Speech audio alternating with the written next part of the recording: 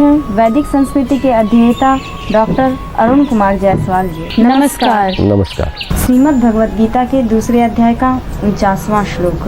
दूरेण ह्यवरं कर्म बुद्धि योगा धनंजय बुद्धो शरणमन्विच्छ कृपणाः फलहेतवः। इस समत्व रूप बुद्धि योग से सकाम कर्म अत्यंत ही निम्न श्रेणी का है। इसलिए हे धनंजय, तू समबुद्धि में ही रक्षा का उपाय ढूंढ, अर्थात बुद्धि योग का ही आश्रय ग्रहण कर, क्योंकि फल के हेतु बनने वाले अत्यंत दीन हैं। फल की इच्छा करके काम करने में हर्ज ही क्या है? साथ ही यह भी बताएं, मनुष्य की वासना मनुष्य को क्या बना देती है? गायत्री मंत्र पूरी तरह निष्कामता से जपा जाए तो क्या हो सकता है? इस श्लोक में भगवान अर्जुन को कहना चाहते हैं कि विचारशीलता, बुद्धि योग, समत्व में आश्रय और जो फल की इच्छा करते हैं वे बड़े दीन यानी भिखारी हैं। इसका क्या मतलब हुआ? जब हम फल की इच्छा करते हैं और कर्म करते हैं तो दो बातें घटित होती हैं। एक तो कर्म पूर्णता पूर्वक नहीं हो पाता, दूसरा मनुष्य की आत्मस्थिति से पतन होता है, मनुष्य अपने केंद्र से गिरता है। जब हम अपनी आत्मा में प्रतिष्ठित होते हैं तब हम बंधन से मुक्त होते हैं, स्वप्रकाशित होते हैं और हमारी स्थिति होती है सूर्य की तरह। सूर्य क्या है? तारा है। तारे से जो प्रकाशित है वे ग्रह है। ग्रह स्व प्रकाशित नहीं है, वे तारे से प्रकाशित है। हम जैसे ही फल की इच्छा करते हैं वैसे ही प्रकृति के बंधन में बंधने लगते हैं, वैसे ही हमारी आत्मशक्तियाँ खोने लगती है, वैसे ही हमारी संकल्प शक्ति का क्षरण होने लगता है। बहुत महत्वपूर्ण बात है, जब मनुष्य कर्म से मुक्त हो जाएगा, मान ले पुण्य है, पाप है, कर्म बंधन है, भोगता जा रहा है, और एक अवस्था ऐसी आएगी जब पुण्य भी नहीं है, पाप भी नहीं है, तो फिर क्या होगा? फिर कर्म कैसे होंगे? तब दो चीज़ें होंगी। एक तो ईश्वरीय विधान से प्रेरित होगा, प्रकृति से प्रेरित नहीं होगा, भगवान से प्रेरित होगा, ये समझने की बात है। दूसरा, उसका स्वसंकल्प क्रियाशील होगा। जो संकल्प करेगा उसके अनुसार वह काम करेगा, क्योंकि कर्म बंधन अब नहीं है। कर्म बंधन कृपणा फल हेतवा, फल की इच्छा करने वाले दीन भिखारी होते हैं। दीन क्या होता है? हमेशा मनुष्य की वासना उसको दीन बनाती है। वासना का यथार्थ क्या है? वासना कहती है दूसरा हमें तृप्ति देगा, तुम अपने आप में तृप्त नहीं हो सकते। वासना का सिद्धांत है स्त्री तुम्हें तृप्ति देगी, भोजन तुम्हें तृप्ति देगा, स्वाद तुम्हें तृप्ति देगा। तुम्हारे लिए खुशी दूसरे की मुट्ठी में है, उसके सामने गिड़गिड़ाओ, हाथ जोड़ो, पैर पड़ो, फिर तुम तृप्त होगे। तुम कब तृप्त होगे? जब कर्म का फल मिलेगा। एक बात जो महत्वपूर्ण है, कोई भी कर्म है एक अवधि है फल की, एक अवधि के बाद उसका फल समाप्त हो ही जाएगा। लेकिन जो आत्म तृप्ति, जब आप आत्मा में प्रतिष्ठित हो तो उसकी कोई अवधि नहीं होती, वह आत्म तृप्ति अनंत है। अनंत काल तक आप तृप्त रहना चाहते हैं तो फल की इच्छा छोड़नी पड़ेगी।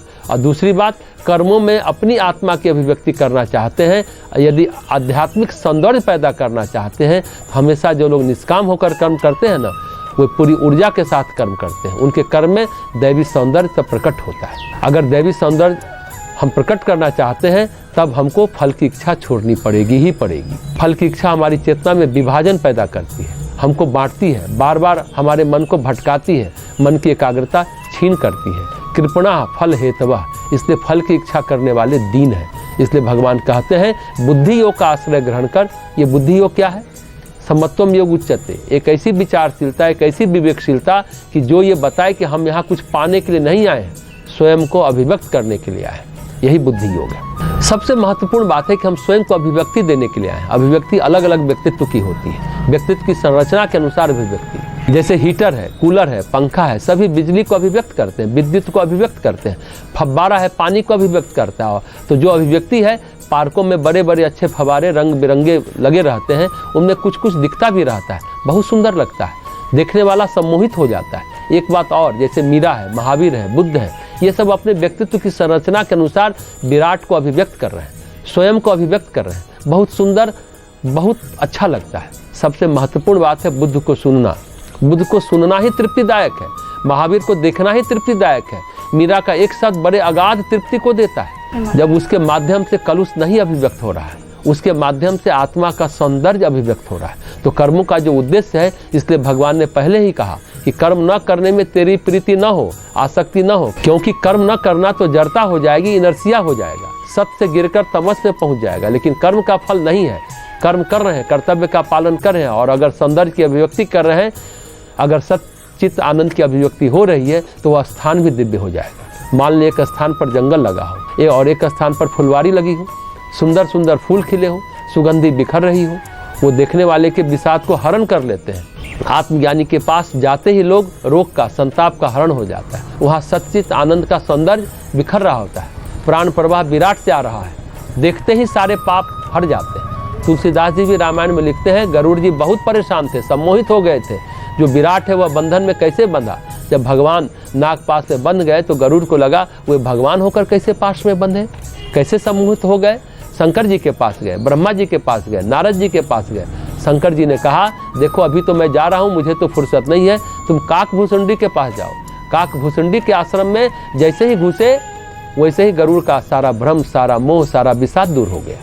क्योंकि जो आत्मज्ञानी होते हैं, जो समत्व को जीने वाले होते हैं, पल में सारा विषाद क्षीण हो जाता है। धरती पर उनका होना ही बहुत बड़ा वरदान है। जो ऐसे बुद्धि योग को लेकर जी रहे हैं, समत्व को लेकर जी रहे हैं, उनका होना धरती के लिए आशीर्वाद है, मंगलकारी है, मंगलमय आशीष है।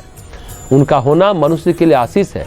इसलिए रमण महर्षि कहते हैं, वह फव्वारा है, वह उद्यान है, वह अमृत का झरना है जिससे परमेश्वर झर रहा है। स्वार्थ और अहंकार वहाँ घुल रहा है। दूसरे लोग क्या सेवा नहीं कर रहे हैं क्या? नहीं, अहंकार जब तक बैनर न छपे, अखबार में नाम न छपे, उनको सेवा में तृप्ति नहीं मिलती है। काहे की सेवा? बगैर पोस्टर की सेवा होगी? टीवी के बिना सेवा होगी? कितने सेवाभावी लोग हैं जो सेवा कर रहे हैं, एक भी नहीं मिलेगा। कंचन तजना सहज है, सहज क्रिया का नेह। पैसा छोड़ देना आसान है, स्त्री छोड़ देना आसान है, मान बड़ा ईर्ष्या छोड़ना सहज नहीं है, सम्मान छोड़ना सहज नहीं है। होश बिगड़ जाएंगे अपमान में काम करना। तो जो सेवा कर रहा है वह सेवा नहीं कर रहा है। कृपणा फल हेतवा, वह दरिद्र है, अहंकार के वशीभूत है। जहाँ स्वार्थ है, अहंकार है, सेवा की आड़ में बड़ी बड़ी बातें बना रहे हैं, मीठी मीठी वाणी बोल रहे हैं, लेकिन होता कुछ नहीं है। सब कुछ देखिए, स्वार्थ और अहंकार का कलुष घुला हुआ है। ये मीठी मीठी बातें बांधती हैं, अंततो गत्वा वह आत्म प्रकाश को छीन करती है। जहाँ जब भगवान कहते हैं बुद्धि योग धनंजय बुद्धौ शरणम निविच्छा, सम्यक बुद्धि जिसको कहते हैं। बुद्धि योग ये से क्या होता है? बुद्धत्व प्राप्त होता है। बुद्धि नहीं प्राप्त होती, बोध प्राप्त होता है। बुद्धि योग का मतलब ये है, बुद्धि से अकल से तर्क मिलता है, बुद्धि योग से बोध प्राप्त होता है। जब बोध प्राप्त होता है तो लगता है खुशी और कहीं नहीं है, फल में खुशी नहीं है, बाहर खुशी नहीं है, अपने आप में खुशी है। ऐसा व्यक्ति विराट का माध्यम बनकर जीता है, झरना बनकर, उद्यान बनकर के, अमृत का प्रपात बनकर के विराट उससे बहने लगता है। उसका होना ही इस लोक के लिए आशीर्वाद होता है।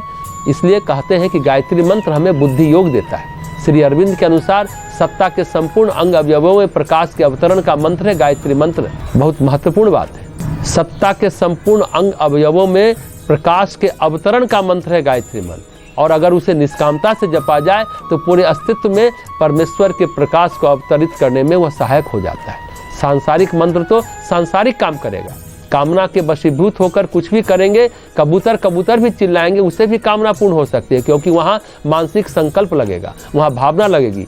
वो पत्थर पेड़ सभी आशीर्वाद देने लगेंगे। दरअसल हमारी कामना, हमारी आत्मशक्ति ही फल रही है। कामना जहाँ जहाँ काम कर रही है वो फलती है। इसलिए भगवान यहाँ बोलते हैं, कृपणा फल हेतवा, फल की इच्छा वाले दीन है। अगर फल की इच्छा लेकर कुछ भी करेंगे, चाहे भगवत गीता ही पढ़ेंगे, चाहे गायत्री मंत्र का ही जप करेंगे, चाहे सावित्री मंत्र ही करेंगे, तब भी दीन ही रहेंगे, भिखारी ही रहेंगे। ओंकार वासना की पूर्ति नहीं करता। ओंकार एक ऐसा मंत्र है जिससे सांसारिक कामना की पूर्ति नहीं होती है। गायत्री मंत्र महर्षि अरविंद के शब्दों में सत्ता के प्रकाश के अवतरण का मंत्र है। गायत्री मंत्र निष्कामता से जपा जाए तो संपूर्ण अस्तित्व हमारा प्रकाशित हो जाता है। श्रीमद् भगवद गीता के दूसरे अध्याय का 50वां श्लोक। बुद्धि युक्तो जहातीह उभे सुकृत दुष्कृते तस्माद्योगाय युज्यस्व योगः कर्मसु कौशलम्। समबुद्धि युक्त पुरुष पुण्य और पाप दोनों को इसी लोक में त्याग देता है, अर्थात उनसे मुक्त हो जाता है। इससे तू समत्व रूप योग में लग जा। समत्व रूप योग ही कर्मों में कुशलता है, अर्थात कर्म बंधन से छूटने का उपाय है। पाप तो बंधन कारक होता ही है, पर क्या पुण्य भी बंधन कारक होता है? और यह भी बताएं कि हम सहज जीवन को कैसे जी सकते हैं। ये कर्मों में कुशलता क्या है? भगवान इस श्लोक में कहना चाहते हैं कि समत्व रूप योग ही कर्मों में कुशलता है, अर्थात कर्म बंधन से छूटने का उपाय है। सबसे बड़ी बात है पुण्य और पाप का जो संसार है। पुण्य करो फिर पाप करो, पुण्य करो फिर पाप करो, ये अनंत काल तक चलता रहता है। जब तक आप कर रहे हैं, जब तक आपके मन में संकल्प है, जब तक फल की आकांक्षा है, सबसे महत्वपूर्ण बात है फल की आकांक्षा। कर्म से लाभान्वित कब होंगे? जब आप करेंगे तो होंगे ही, कोई भी लोग होंगे। जैसे मान लें हम यज्ञ कर रहे हैं, इससे लाभान्वित होंगे ही लोग। सेवा करेंगे तो उसका फल मिलेगा ही। कहीं हॉस्पिटल बनाएंगे, स्वास्थ्य शिविर लगाएंगे, लोगों की सेवा करेंगे, कैंप लगाएंगे, उससे लाभ मिलेगा ही मिलेगा, उद्देश्य पूरा होगा ही होगा। परंतु क्या है, जो वहाँ होता है कैंप लगाने में रुचि कम, फोटो खिंचवाने में रुचि ज़्यादा हो जाती है। लोगों को लाभ कितना मिला ये चिंता कम होती है, हमें कितना लाभ मिला इसकी चिंता ज़्यादा होती है। हमें कितनी प्रतिष्ठा मिली, लोगों की क्रिया प्रतिक्रिया क्या रही, ये जो भाव होता है ना, ये बांधने वाला होता है। या फिर करने से जो पुण्य मिलेगा, फिर उस पुण्य को भोगेंगे, ये पुण्य भी बांधने वाला है। इसलिए भगवान कहते हैं जो समत्वम बुद्धि योग का रहस्य जान गया है, कर्म करो, पूरे वेग से करो, क्योंकि तुम सबसे ऊपर हो। न तुम्हें पाप चाहिए और न तुम्हें पुण्य चाहिए। पुण्य और पाप दोनों ही बंधन के कारक हैं। पुण्य से भी आत्मा पर आवरण आते हैं, पाप से तो आते ही आते हैं। पुण्य भी बांधते हैं, पाप तो बांधते ही बांधते हैं। पाप और पुण्य इसी लोक में छोड़ दो अर्जुन। तुम्हारी प्रशंसा करते हैं, निंदा करते हैं, बुराई करते हैं, इसकी चिंता मत करो। तुम केवल बहुत मन लगाकर कर्म करो। अगर ऐसा कुछ करोगे तो समत्वम बुद्धि रूप योग से करोगे, और जैसे ही समत्वम बुद्धि रूप योग से करोगे कर्म, तो कर्मों में कुशलता आ जाएगी। कर्मों में कुशलता क्या है? योग is excellence in action. Excellence यानी योग जो है कर्मों को उत्कृष्ट एक्सीलेंट बनाता है। एक्सीलेंस का मतलब है जहाँ पर आप सामान्य से पार चले जाते हो, ये एक्सीलेंट हो जाता है। बड़ी बात है। आज सभी लोग स्किल डेवलपमेंट की बात करते हैं, कुशलता की बात करते हैं। स्किल को कैसे डेवलप करें, ये योगा कर्मसु कौशलम भगवान कृष्ण जो गीता में कहते हैं, उस समय भी था, आज के युग के लिए भी बहुत उपयोगी है, और हम समझते हैं कि आगे भी ये समसामयिक ही रहेगा। समत्वम योग उच्यते, और दूसरा योगा कर्मसु कौशलम। जैसे ही बुद्धि सम होगी तभी कर्म में कुशलता आती है, तब आप सामान्य से पार चले जाते हैं, तब एक्सीलेंट हो जाता है। हर विद्यार्थी एवरेज है, बियॉन्ड एवरेज कब जाता है? जब आप एक्सीलेंट करते हो, जब आप समत्व बुद्धि रूप योग में स्थित होकर कर्म करते हैं, तो सारे कर्म एक्सीलेंट हो जाते हैं, उनका जीवन ही एक्सीलेंट हो जाता है। मान ले रैदास जूता गांठ रहे हैं, बहुत साधारण कर्म है। जूते गांठना कोई बड़ा काम नहीं है। कोई महिला झाड़ू लगा रही है, कोई डोरी बना रही है, बड़े सामान्य कर्म है। ऐसा नहीं कि कोई विशेष कर्म है तो कोई विशेष होगा। योगी का हर कर्म विशेष हो जाता है। वह जो कुछ करता है उसमें इतना रस, इतनी मनोरमता डाल देता है, इतना मनोरम भाव प्रकट कर देता है, इतने आयाम खोल देता है, इतने डायमेंशन खोल देता है, तो लगता है वाह, इससे अच्छा तो कोई कर्म हो ही नहीं सकता। जूता गांठना कोई बड़ी बात नहीं है, चरखा काटना कोई बड़ी बात नहीं है, पर कबीर चरखा काट रहे हैं। अगर करीब कबीर जुलाहा है और कपड़े बुन रहे हैं, तो कपड़ा बुनते बुनते इतने तत्वज्ञान की बातें कह जाते हैं। वे जो पद गाते हैं, कपड़ा बुनते बुनते उन पदों में ऐसा लगता है कि वेदवाणी प्रकट हो रही है। यही एक्सीलेंस है, यही योगा कर्मसु कौशलम है। अगर हमें देखना है कि योगी का कर्म कैसा होगा जिसे एक्सीलेंट कहा जा सके, हमें कबीर को देखना पड़ेगा, रैदास को देखना पड़ेगा। वह कुछ ऐसा है जो सोने में सुगंध पैदा कर देता है। सोना ऐसे ही चमकता है, बस सुगंध पैदा हो जाए तो फिर क्या बात है। तो ये चीज़ें पैदा होती हैं, लेकिन होता क्या है, हमारी आत्मा हमारे कर्मों में घुल मिल नहीं पाती है। जब क्या मिलेगा क्या नहीं मिलेगा यह विवाद हम छोड़ देंगे, तो हमारे कर्म में आत्मा घुलने लगती है, और जब आत्मा घुलने लगती है तब कर्म अद्भुत हो जाता है। फिर आप कुछ भी नहीं कर रहे हैं तब भी बहुत उत्कृष्ट हो जाता है। कोई ऐसा हठ नहीं, कोई ऐसा अहंकार नहीं है, तो फिर कर्म आपका उत्कृष्ट हो जाता है। जैसे बंगाल में कहीं कहीं, बिहार में भी अन्न पक जाने को कहते हैं सिद्ध हो गया। पकना अर्थात सिद्ध होना। जैसे बोलते हैं आलू सिद्ध हो गया, सिद्ध का मतलब पक गया, मुलायम हो गया, नरम हो गया, कुछ भी कड़ापन नहीं रहा। अब उसका जो स्वाद है, जो पाक है, वो अलग बात होती है। तो योगी के जीवन का टेस्ट, योगी के जीवन का स्वाद बदल जाता है। योगी जो भी करता है वह आश्चर्यजनक और अभूतपूर्व होता है। लगता है शरीर मुर्दा पड़ा था, उससे प्राण डाल दिया। छूने भर से, उसके सानिध्य से उस चीज़ की रंगत बदल जाती है। क्या बात है, छूने भर से, उसके सानिध्य से उस चीज़ की रंगत बदल जाती है। इसलिए भगवान कहते हैं जो कर्म होते हैं उसमें उसकी आत्मा प्रकट होती है, उसका प्राण प्रकट होता है, उससे कर्म में इतनी कुशलता होती है कि उसमें बंधन नहीं होता है। वह पूरे मनोयोग से कर्म करता है। भगवान कहते हैं कर्म न करने में तेरी आसक्ति न हो, तेरी प्रीति न हो, फल के लिए तू कर्म न कर, पर कर्म तो करना है जहाँ बिठा दिया गया है। जब वह बोलता है, चलता है, करता है, वह बहुत अच्छा होता है, क्योंकि वहाँ पर उसकी आत्मा प्रकट हो रही होती है। झूठी लालसाएं, क्षुद्रता, इसका क्या मतलब है? आप यज्ञ कर रहे हैं, यज्ञ तो पवित्र कर रहे हैं, लेकिन उसमें भी हिस्सा आजकल बंटने लगा है। 2 रुपया तुमको मिलेगा, 4 रुपया तुमको मिलेगा, फिर वह यज्ञ रह गया क्या? यज्ञ का तो मूल भाव ही समाप्त हो गया। तो ये भगवान जो कहते हैं पुण्य को भी छोड़ो, पाप को भी छोड़ो, कोई हमारा न पाप है न हमारा पुण्य है। महावीर बोले नरक से क्या डरना, नरक में भी स्वर्ग है, नरक में भी भोग रहे हैं तो क्या हो गया। एक बड़ी बात जो हजारी प्रसाद द्विवेदी ने कही थी, शांति निकेतन में वे सन 1930 में गए थे, वहाँ रविन्द्रनाथ टैगोर से मिले। बड़े अद्भुत महापुरुष थे, उनके आसपास प्रेम छलकता रहता था, प्रेम बहता रहता था। बोले हम नहीं जानते कि हमें क्या लाभ हुआ है, जैसे लगता है उनके सानिध्य में जब हम खड़े हुए लगता था हमारी चेतना ने अंगड़ाई ली है, हमारे भीतर कुछ आंदोलन हुआ, कुछ हमारे भीतर हुआ। जैसे कि कपड़ा झाड़ा जाता है तो फूल गिरते हैं, झड़ते हैं, उसी तरह मेरी आत्मा से मैल की तरह कुछ परत छट गई उनके पास सिर्फ खड़े होने मात्र से। ये है योगा कर्मसु कौशलम। हजारी प्रसाद द्विवेदी जी को सोचने पर मजबूर कर दिया। ऐसा नहीं कि गुरुदेव रविन्द्रनाथ टैगोर ने हजारी प्रसाद द्विवेदी को कोई उपदेश दिया, कोई उपदेश नहीं दिया, कुछ नहीं कहा।